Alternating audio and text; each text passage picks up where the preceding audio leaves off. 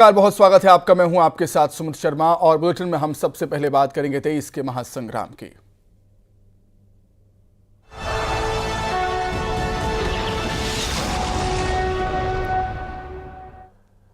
मध्य प्रदेश में कांग्रेस और समाजवादी पार्टी के बीच तल्खी बढ़ती ही जा रही है। आज भोपाल में समाजवादी पार्टी दफ्तर में पार्टी नेता जुटे और आगे की रणनीति तय की।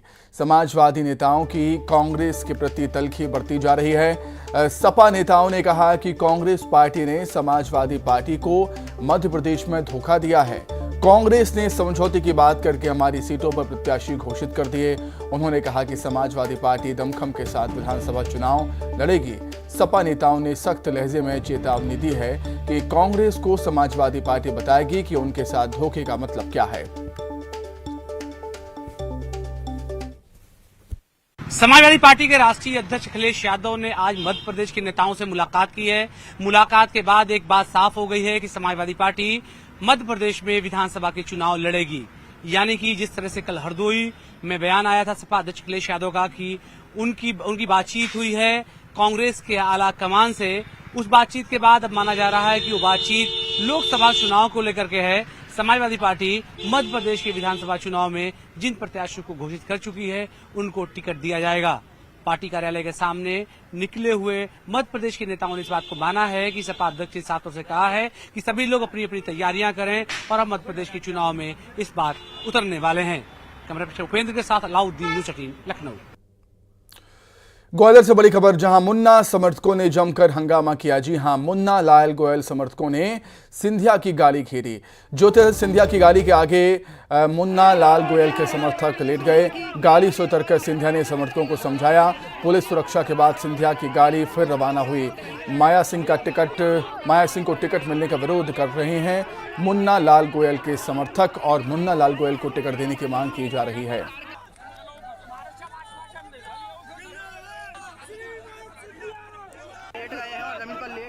तो मुन्ना लाल गोयल का टिकट काटकर बीजेपी ने माया सिंह को प्रत्याशी बनाया है और इसी का विरोध मुन्ना लाल गोयल के समर्थक सिंधिया की गाड़ी के सामने लेट गए, विरोध दर्ज कराया। मुन्ना लाल गोयल को टिकट देने की मांग की है और माया सिंह का टिकट का विरोध किया है। जैसा कि कल भी मुन्ना लाल गोयल के समर्थक कह रहे थे कि सिंधिया से वो मुलाकात करेंगे, मंत्री सिंधिया से मुलाकात करेंगे और टिकट के बारे में बातचीत की जाएगी। आज मौका मिला तो मुन्ना लाल गोयल के समर्थक ज्योतिरादित्य सिंधिया की गाड़ी के सामने लेटकर विरोध दर्ज कराते हुए नजर आए। मध्य प्रदेश में टिकट के ऐलान के बाद घमासान छिड़ गया है। ग्वालियर से माया सिंह को टिकट मिलने पर मुन्ना लाल गोयल के समर्थक नाराज हैं और नाराजगी इतनी ज्यादा है कि मुन्ना लाल के समर्थक केंद्रीय मंत्री सिंधिया के महल का घेराव तक करने के लिए पहुंच गए थे और इस दौरान समर्थक महल के गार्ड से भी भिड़ गए और जमीन पर बैठकर धरना प्रदर्शन भी शुरू कर दिया था।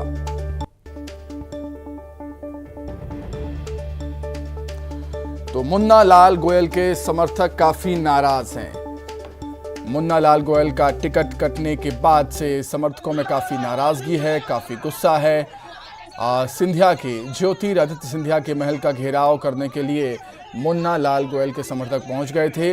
गार्ड से झूमा झटकी, हाथापाई भी हुई है। वहां पर देखिए कितना आक्रोश है मुन्ना लाल गोयल के समर्थकों में। बीजेपी ने मुन्ना लाल गोयल का टिकट काटकर माया सिंह को वहां से प्रत्याशी बनाया है और इसी का विरोध कर रहे हैं गोयल के समर्थक। देखिए, हमारा विरोध कोई नहीं है, हमारा तो केवल एक मांग है। हमारी मांग है, विरोध नहीं है किसी से। हमारी मांग ये है और मैं न्याय मांगने आया महाराज साहब एकदम तो कि भाई हमारी ग्वालियरपुर की सीट तभी निकल पाएगी जब मुन्ना भैया यहाँ से टिकट मिलता है उनको, क्योंकि मुन्ना भैया एक ऐसे व्यक्ति हैं जो सुबह से लेकर रात तक जनता के बीच में रहे और जनता के लिए उन्होंने कार्य किया और ऐसे व्यक्ति को यदि टिकट नहीं मिल रहा है तो ये सीट संभव नहीं है निकल जाए और यदि संभव नहीं निकलेगी ये सीट तो हमारी सरकार कैसी बनेगी। हमारी आखिरकार सरकार बनने की एक सीट की नहीं जरूरत हमें, अभी नहीं हो पाई है। महाराज साहब निकलने वाले हैं और महाराज साहब भाई यही गुहार है और हमें विश्वास है महाराज साहब का कि ये सीट जरूर चलेगी। अब बात करेंगे नरेंद्र सिंह तोमर के बयान की। केंद्रीय चुनाव समिति के संयोजक नरेंद्र सिंह तोमर ने बयान दिया। नाराज बीजेपी कार्यकर्ताओं को लेकर उनका बड़ा बयान है ये। उन्होंने कहा है सभी अच्छे प्रत्याशी हैं, थोड़ी बहुत मत भिन्नता रहती है और सारी स्थितियां नियंत्रण में हैं। नरेंद्र सिंह तोमर का ऐसा कहना, सभी कार्यकर्ता काम करेंगे, बीजेपी सरकार बनाएगी मध्य प्रदेश में। भारतीय जनता पार्टी की 2 को छोड़कर सभी प्रत्याशियों की सूची जारी हो गई है और सभी अच्छे प्रत्याशी हैं। पार्टी के सभी कार्यकर्ता अपने अपने काम पर लग गए हैं।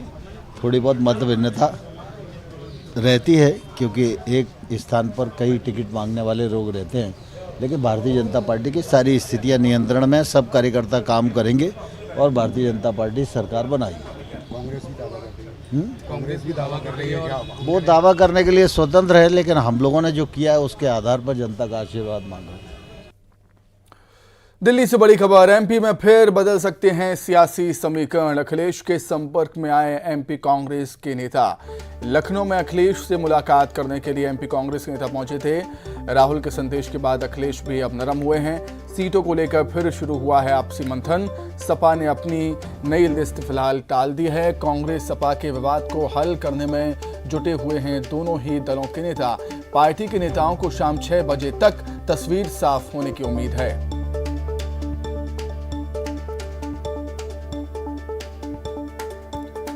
विधानसभा चुनाव में सीटों को लेकर जो तकरार चल रही है, जो विवाद चल रहा है, उससे कहीं ना कहीं ये संकेत मिल रहे हैं कि मध्य प्रदेश की सियासत के समीकरण बदल सकते हैं।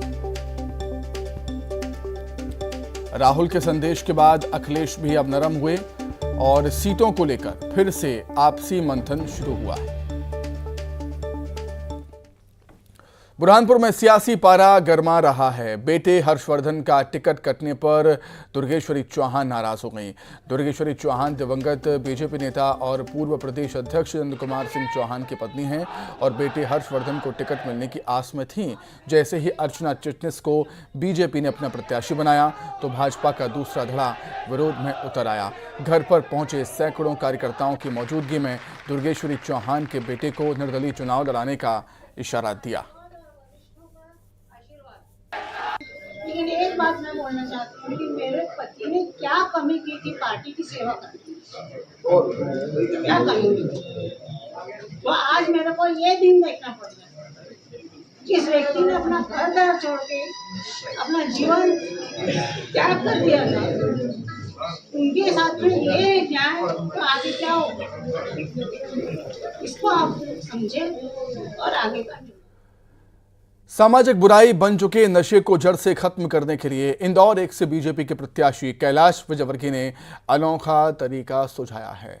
कैलाश विजयवर्गीय ने शराब पीकर आने वाले पिता से शराब छुड़वाने का बच्चों को अनोखा तरीका सुझाया। विजयवर्गीय ने कहा कि शराब पीकर पिता घर आए तो घर में भूख हड़ताल कर दो। विजयवर्गीय ने समूचे क्षेत्र में चौतरफा विकास कार्य करने का वादा किया है। विजयवर्गीय चुनाव प्रचार के दौरान मराठी समाज के कार्यक्रम में शामिल हुए थे। मैं दावे से कह रहा हूँ, मैं विधायक बना उसके बाद सबसे पहला काम करूंगा मैं कि ब्राउन शुगर बाज लोगों को यहाँ से बाहर कर दूंगा। एक नहीं रहेगा। ये ब्राउन शुगर का नशा नौजवानों की जिंदगी खराब कर रहा है। ये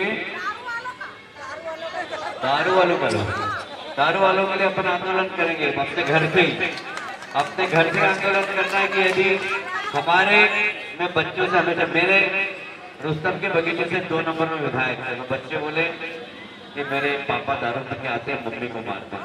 मैं क्या एक काम करो बच्चों, एक काम करो, जैसे ही मम्मी की पिटाई करे आप लोग घर के बाहर आ जाओ और भूख हड़ताल कर दो कि आज हम खाना नहीं खाएंगे क्योंकि हमारे पापा दारू पी के आए। मैंने बच्चों से भूख हड़ताल करवा दी, उनके ही बच्चों से। मैंने क्या बच्चों डरना मत, मेरे को फोन करते मैं आ जाऊंगा। मैं पहुंच गया वहां पर। मैंने क्या खबरदार इन बच्चों को किसी ने हाथ लगाया। उनको बाद में मैंने भोजन करा दिया, पर घर में खाने के लिए मना करते, घर में भूख हड़ताल।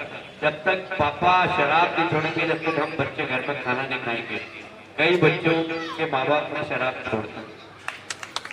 हमें घर से शुरुआत करना पड़ेगा। जिस घर में शराब पीते हैं वहां पर हमें घर के लोगों को समझाना पड़ेगा। बच्चों को बोलना पड़ेगा, बच्चों आज भूख हड़ताल क्यों, पापा शराब पीते हैं, भूख हड़ताल करेंगे बच्चे। माँ बाप को कोई सुधार सकता है तो बच्चे सुधार सकते हैं, पुलिस भी सुधार सकते हैं। एक बार ध्यान देना। बच्चों को हम ऐसी शिक्षा देंगे कि बच्चे हमें शराब नहीं पीना, रोज सुबह मंदिर जाना, भगवान को जल चढ़ाना, मत्था टेकना, दुर्गा चालीसा पढ़ना, हनुमान चालीसा पढ़ना, अच्छे संस्कार आएंगे, अपने माँ बाप के चरण छूना, ये सब संस्कार डालने का काम हम करेंगे।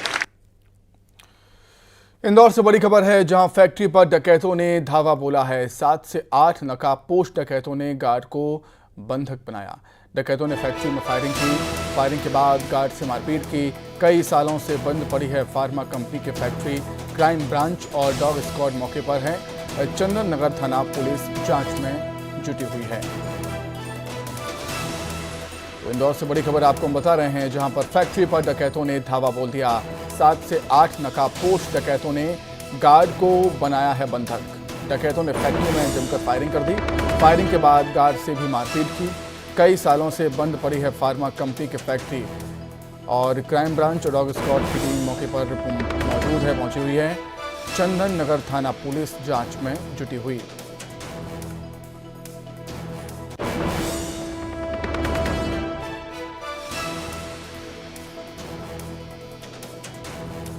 इक्कीस और 22 की रात में थाना चंदन नगर के ग्राम कलारिया में प्लेचिको फार्मा करके एक फैक्ट्री है। वहाँ के गार्ड ने जो है वो थाने पर सूचना दी कि जो है कुछ बदमाश जो है वो आ गए हैं और वो यहाँ पे पथराव और फायरिंग वगैरह कर रहे हैं। जिस पर से सूचना मिलने पर तुरंत पुलिस टीम जो है यहाँ प्लेचिको फार्मा पहुँच गई थी और यहाँ पे सर्च वगैरह किया गया है और किसी प्रकार के अभी आरोपी मिले नहीं हैं। जो गार्ड और जो यहाँ के बाकी स्टाफ के लोग हैं उनके मुताबिक जो है रात में 7-8 आदमी आए थे और उन लोगों ने यहाँ पे आने के बाद से इन लोगों को जो है संभवतः चोरी करना उनका उद्देश्य रहा होगा, क्योंकि कोई सामान तो गया नहीं है, क्योंकि ये लोग जग गए थे और जगने के बाद से फिर उनका आपस में पथराव भी हुआ है और फायरिंग की भी बात बता रहे हैं। नरसिंहपुर से बड़ी खबर है, जहां ब्लास्ट होने के बाद सड़क पर ही पलट गया टैंकर। मुंगवानी थाने के नेशनल हाईवे 44 पर खापा बॉर्डर पर यह हादसा हुआ है। सिवनी से दतिया जा रहा था सोयाबीन तेल का टैंकर। लोग तेल को लूटने के लिए वहां पर पहुंच गए। नरसिंहपुर से खबर आपको बता रहे हैं, जहां पर ब्लास्ट होने के बाद सड़क पर ही टैंकर पलट गया। मुंगवानी थाने के नेशनल हाईवे 44 पर खापा बॉर्डर पर हादसा हुआ है। सिवनी से दतिया जा रहा था सोयाबीन तेल का टैंकर। लोग तेल को लूटने के लिए वहां पर पहुंचे हैं। देखिए किस तरीके से लोगों की भीड़ लग गई वहां पर तेल को लूटने के लिए। तो सोयाबीन तेल से भरा हुआ टैंकर पलटा है नरसिंहपुर में। ब्लास्ट होने के बाद सड़क पर ही पलट गया टैंकर। मुंगवानी थाने के नेशनल हाईवे 44 पर यह हादसा हुआ। दतिया में गृह मंत्री और बीजेपी उम्मीदवार नरोत्तम मिश्रा ने अपनी चुनावी अभियान का आगाज कर दिया है। नरोत्तम मिश्रा ने शहर में एक रैली निकाली, जिसमें बड़ी संख्या में बीजेपी कार्यकर्ता शामिल हुए। इस मौके पर नरोत्तम मिश्रा ने कांग्रेस उम्मीदवार पर जमकर हमला बोला। नरोत्तम मिश्रा ने कहा कि कांग्रेस के नेता खलनायक हैं और ये तुष्टीकरण की राजनीति करते हैं।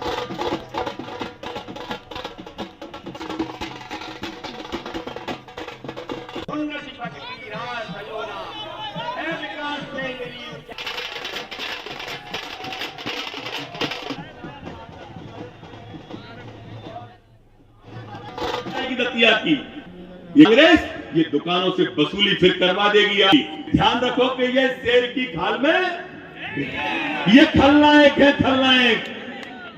मेरे दोस्तों, कांग्रेस के लिए गया कोई भी वोट एक भी वोट अगर जाता है, अड़ोसी पड़ोसी को समझाना है ये लाडली बहनों के 3000 रुपया बंद करा देगा।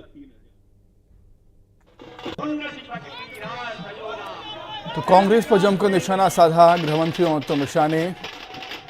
चुनाव प्रचार अभियान में जुट चुके हैं गृहमंत्री और अपने चुनावी अभियान का आगाज उन्होंने कर दिया है। बड़ी संख्या में उनके समर्थक, बीजेपी समर्थक मौजूद थे। शहर में रैली निकाली और कांग्रेस पर जमकर निशाना साधा। वहीं सपा कांग्रेस के बीच एमपी चुनाव में टिकट बंटवारे को लेकर जमकर बवाल हो रहा है।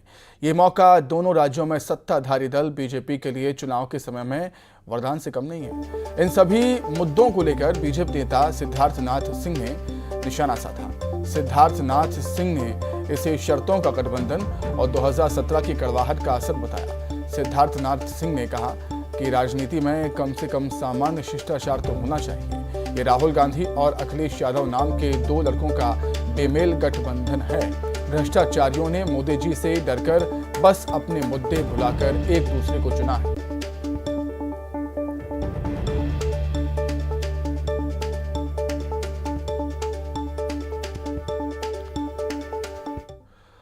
तो चलिए अब बात करेंगे शक्ति के महापर्व नवरात्र की।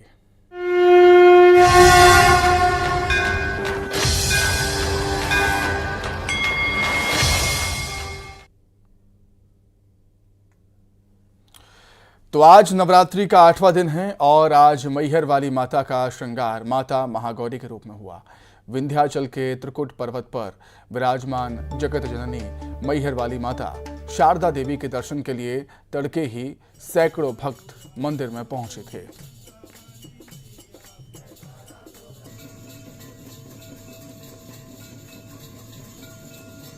तो अष्टमी के मौके पर मैहर वाली माता का श्रृंगार माता गौरी के रूप में किया गया, महागौरी के रूप में किया गया।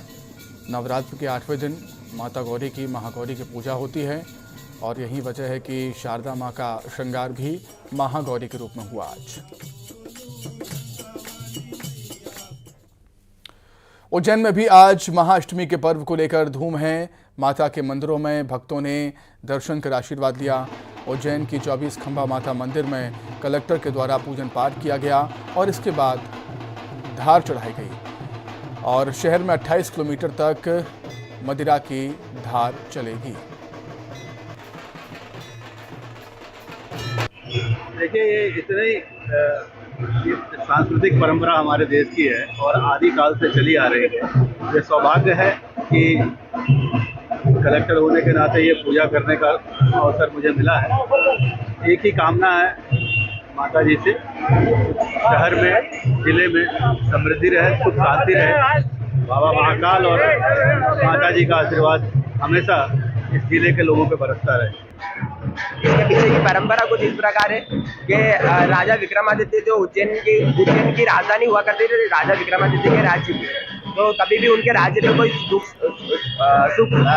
विविधता आती थी। मंदसौर में महाअष्टमी के पर्व पर प्राचीन नालछा माता मंदिर पर सुबह से ही श्रद्धालुओं का तांता लगा है। सुबह से ही यहां पर श्रद्धालु पहुंच रहे हैं और माता के दर्शन कर आशीर्वाद ले रहे हैं। माता नालछा का ये प्राचीन मंदिर अयोध्या के राजा दशरथ के समय का है और यहां पर भैरव और भवानी एक ही आसन पर विराजमान हैं।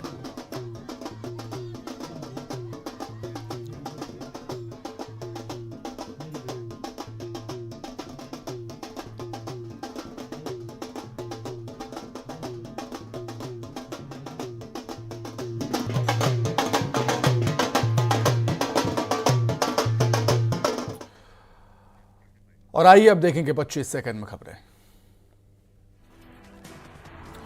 चुनाव में जीत के लिए भिंड के हनुमान दंदरौआ धाम पहुंचे कांग्रेस प्रत्याशी राकेश सिंह